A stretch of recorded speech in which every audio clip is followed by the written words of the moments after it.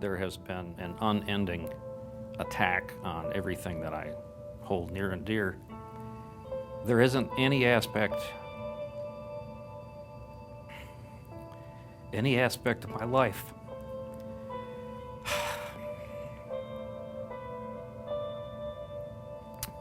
and my family's that really hasn't been affected.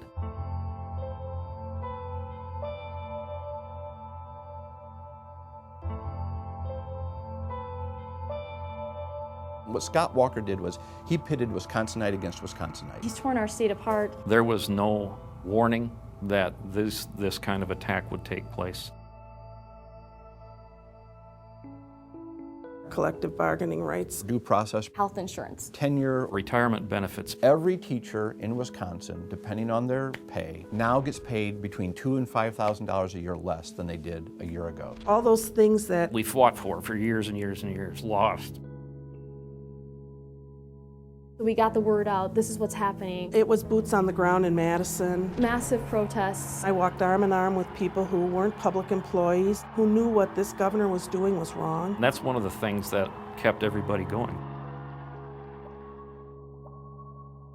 So instead of contracts between teachers, school employees, and their employer, there are policy handbooks. A 2-page document of guidelines. There's a school district that, in their policy handbook, requires women educators to wear skirts or dresses that are below the knee and heels. Putting in things about what you could and couldn't do on your personal days. Policy handbooks that say you'll be dismissed from teaching if you get a speeding ticket. In the past, we had some security in knowing they had to have just cause to attack us. If I make one wrong step, I could be out, and now what am I going to do?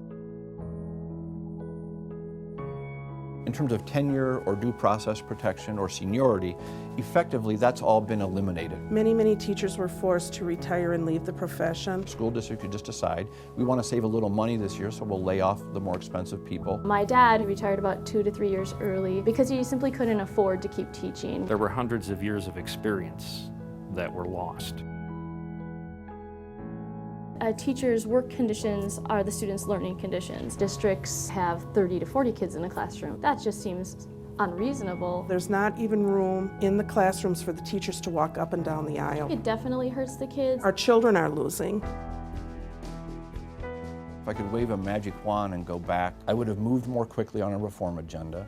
I would have built deeper and better community partnerships. If you really care about what's going on with your students, you need to care about what's going on politically. If there's a message to my fellow teachers is how important being active in politics is. This is an attack on a national level. Listen to people in Ohio and Indiana and Wisconsin.